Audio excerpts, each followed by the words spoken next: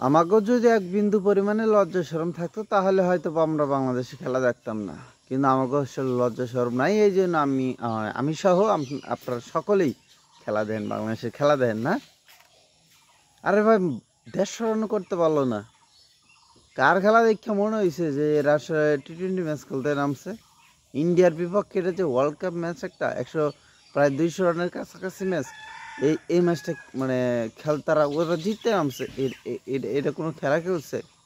একমাত্র আমার কাছে রিশাদের যে ব্যাটিংটা, ওইটা দেখে একটু ভালো লাগছিল যে ভাই ওরে ওপেনিং নামানো দরকার ছিল, ও একদম কুপায় দিত, কিন্তু পারলো না আমাদের ওপেনিং ব্যাটসম্যান। আমাকে ওপেনিং ব্যাটসম্যান 50 রান করতে পারে না। একটা হার্দিক পান্ডিয়া আমাকে দলে নেই। সাকিব ভাইয়ের কথা কি কম, যাই হোক, আসলে কথা কয়ে লাভ নাই।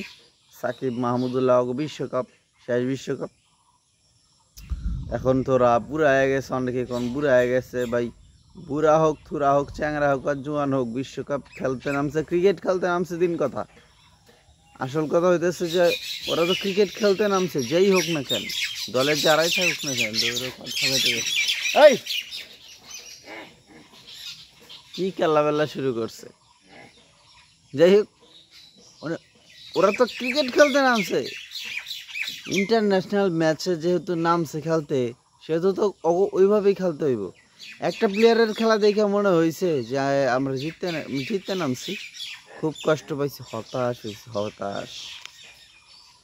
লজ্জা শরম নাই। যাই হোক, তারপরে বাংলাদেশের সাথে আছি, যেহেতু বাংলাদেশকে পছন্দ করি, ভালোবাসি, এর লেগে আছি, খেলা দেখবো।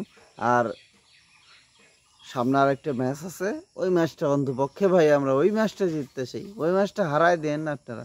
আফগানিস্তানের সাথে খেলা আছে, ওই ম্যাচটা অন্তত পক্ষে আপনারা জয়টা নিয়ে আসেন। মান সম্মানটা তো রাখবেন নাকি?